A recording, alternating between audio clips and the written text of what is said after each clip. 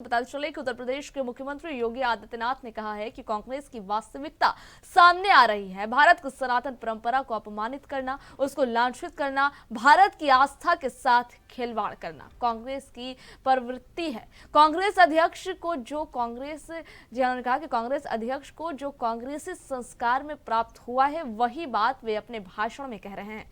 भगवान शिव और भगवान राम को आपस में लड़ाने का प्रयास कर रही है। पता चले कि उनका ये बयान अत्यंत निंदनीय है। ये कांग्रेस के पतन की गई शुरुआत है। भारत की सनातन धर्म की उपासना विधि में राम और शिव दोनों अलग अलग नहीं हैं।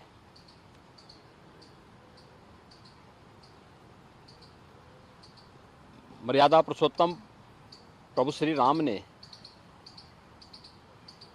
स्वयं शिव की उपासना की और रामचरितमानस में अगर आप जाएंगे तो इस बात को देखेंगे कि भगवान शिव ने भी राम की उपासना की। दोनों एक दूसरे के पूरक हैं। प्रभु राम कहते हैं, शिव द्रोही मम दास कहावा, सो नर मोहि सपने हो नहीं पावा। यानी अगर कोई भगवान शिव का द्रोही है और वह मेरा दास, मेरा भक्त कहलाने का दंभ पाल रहा है, तो मैं सपने में भी उसे नहीं प्राप्त हो सकता। ऐसे ही भगवान शिव भी कहते हैं। स्वाभाविक रूप से कांग्रेस की वास्तविकता सामने आ रही है। भारत की सनातन परंपरा को अपमानित करना, उसको लांछित करना, भारत की आस्था के साथ खिलवाड़ करना, ये कांग्रेस की प्रवृत्ति है। और कांग्रेस अध्यक्ष के द्वारा यही बात जो उनको कांग्रेसी संस्कार में प्राप्त हुआ है, वही बात वो अपने भाषणों में कर रहे हैं।